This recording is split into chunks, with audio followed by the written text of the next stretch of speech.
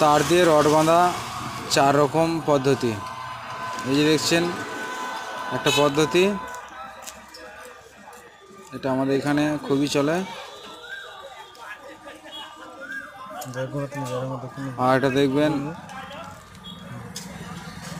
এই সিস্টেমটা আমাদের এখানে চলে কিছু কিছু জায়গায়, আর কিছু কিছু জায়গায় চলে না।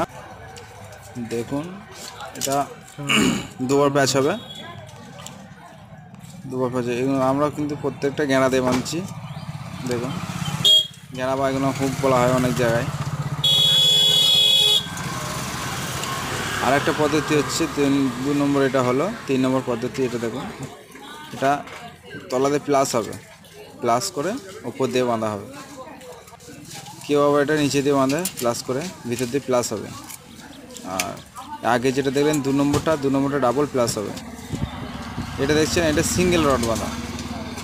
এটা প্রত্যেকটা ডাবল রডের বাঁধার সিস্টেমে